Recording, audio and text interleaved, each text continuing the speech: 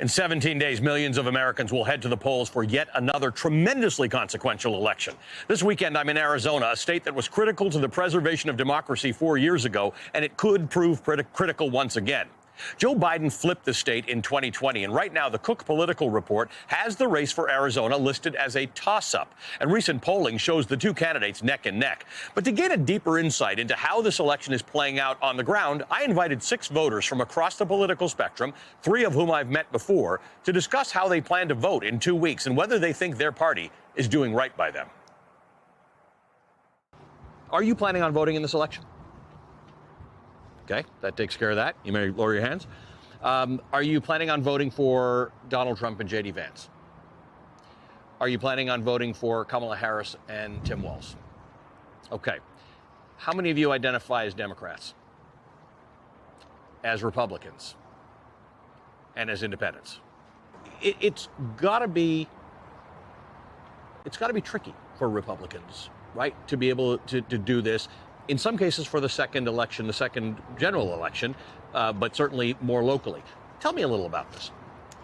Well, I think that we have a record, right? Because we have Donald Trump who's running for a second term, but we've had a president in between. So we've seen what Trump is capable of, and we've seen what life was like after a Trump administration. So we kind of have something set up already for us. And I think that for me, that factors into a lot of it, because I think that there's some chaos that follows. You and I talked 2 years ago, almost exactly to the day. Right. You believe in what you believe in as a Republican. You were just frustrated with the Republicans who are running in your name or running in your state or trying to represent what you are not. Right. And so it's become easier and easier to not vote for people who don't stand for normal conservative principles and instead deny election results and try to justify an attempted coup in our country. You can't say that January 6th was a loving event where people got together and toward the Capitol. I mean, that's not reality. And so for anyone that's trying to change history on that or change the perspective on that in a positive way and put a spin on it in that regard, I can't vote for them. I just can't. I think that as a Republican, things that are important to me, politically or policy-wise, I should say, take a second place to holding the country together, honoring our Constitution and our democratic institutions that we've had for 200 some odd years, but that are really getting torn. We're also people that have been accustomed to voting for people like John McCain. Right. And what was his moniker and his brand? He was a maverick. And so there are a lot of us who realize that we can contain the multitudes, that it's country over party. We're comfortable with that.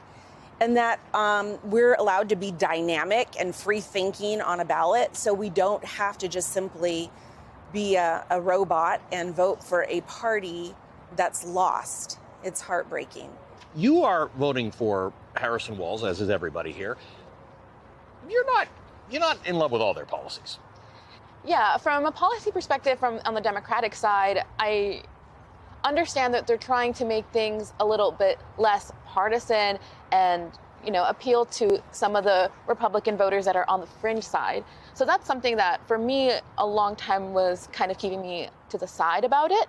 I remember a lot of the policies that Tim Walz actually passed in his state, and I adored him when he got chosen for the VP candidate. But Harris, I remember back in 2020 during that presidential race, was not one of my top picks even in the primaries. I was seeing a lot of the things that she was saying, and though I adore her extensive and very incredible history and education she does have, there was just some stuff that even like younger Democrats on the side really think are important. One of the biggest movements that happened in the last couple of years was obviously the BLM movement and the association with police and law enforcement. So I know a lot of people my age are actually on the fence and maybe not even voting because of that. But I think that the Democratic Party needs to align together under one common cause. Again, like how Bettina is saying, it's not really that we're going to be mindless robots, but it's more, again, for the actual cause and to protect the nation. Richard, you have registered. You registered as an independent after the last election? Correct. Tell me a little about that. I wanted to shake up the dynamics in our valley. I wanted to reflect that there are people that have different opinions, and I just thought that was a good opportunity. And I want to go back to what Bettina said about the Goldwaters, the McCains. People in Arizona that don't vote for them still respect them. Mm-hmm. You know, those are people that have led extraordinary lives and have done extraordinary things for our country. And it's deeply harming to hear the attacks on the McCains. And so, like, it thrills me to see people who will stand up to Donald Trump and his supporters and his apologists and say, no, that's a bridge too far. You've gone too far. You know, so as a Democrat, I still held a lot of love and respect for those people. And I'm not able to do that now with the current party. Coming from a liberal standpoint, I think part of the concern is existential. I can sit all day long and have disagreements over fiscal policy, over the fine points of immigration policy, how we deal with border security. There are things we can talk about and talk about civilly. I think when we start getting into conversations that deal with oppressing particular populations, rescinding rights, trying to remove the very existence of some people from our conversations, to our history books, to our laws, if you're coming down on the side of doing things that are inhumane, I think the conversation needs to stop there. And at that point, as much as I dislike the polarization, I think it's very difficult to engage with someone who stands on a platform of wanting to quite literally do away with people you love and care about. And the same thing comes with the existential need to preserve the republic.